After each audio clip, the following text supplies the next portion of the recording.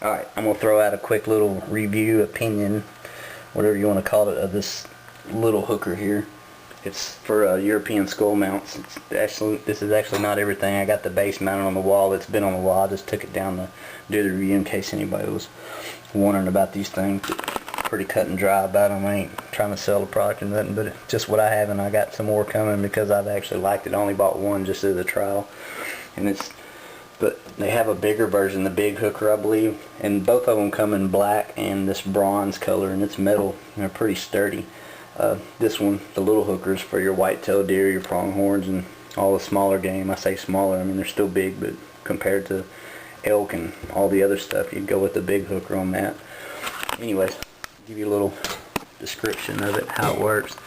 You got one little screw up there, the pivot screw. It all comes apart. It's a little bitty box. You put it together. Basically, these little prongs, they hang on the bottom, and I'll explain to you what they do. They catch on the bottom of the skull.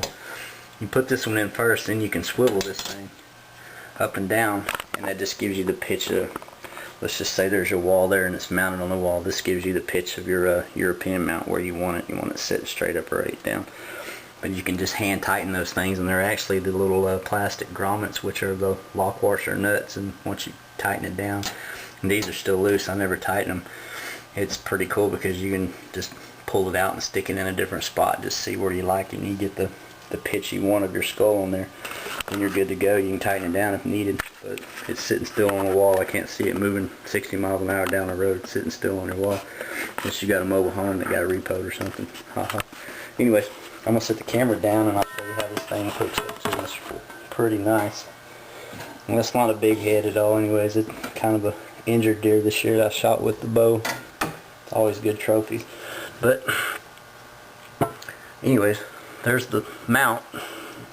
There's no screwing or assembly or gluing or anything to this thing. You just basically take that long stem and shove it to the back of that head, and you can see where those hooks or actually get a hold of bone, and I'm going to let go of that thing with this, and that's how it mounts to your wall when it slides in the base. And we're actually about to walk upstairs and put it back on the wall, and I'll show you. But that's a firm, steady hold. I mean, it's just grabbing it. It's not slipping anywhere. And just to show you how good it is, I'm just going to carry it like that.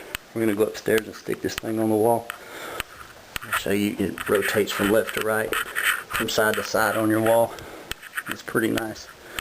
And this one, it's small enough. Actually, I'm going to set this thing down on the bed.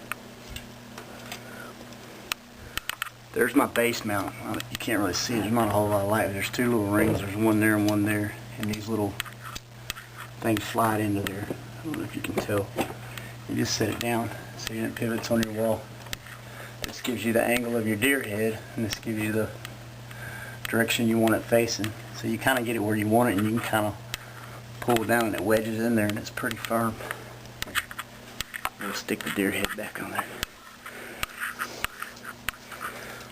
I'm trying to get this where I can show you. I'm trying to watch this camera at the same time. You see how that hooked on there? And just let it go.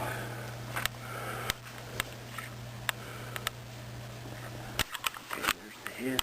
And we actually had it over here a little bit. Not too bad. Put our arrow back up there. And that's about it. And it's pretty lightweight. Like I said, this one's called the little hooker. And it's just two bolts holding it in there. They're actually on the inside there, so you really can't see them once you get that plate on there. And if you want to put some tree moss over this thing just to cover that up if it was ugly, that wouldn't be a bad idea. But like I said, these two bolts are just right through the sheetrock. It's not heavy enough to pull that down. If you had something bigger like your elk and stuff with the big hooker, I would probably recommend putting it into the wood. But that suffices as it is. It's quick and simple, and I bought mine off Amazon for like $30-something, whatever. But it's nice, man. You ain't have to mess with any wood or hang it up, and I can pull that thing down and cover up those two holes just quick. Oh, that's my quick little review of the deal. I like it. I'm gonna get some more. That's just if anybody was inquiring about them. I think it's a pretty good little product. But there you go.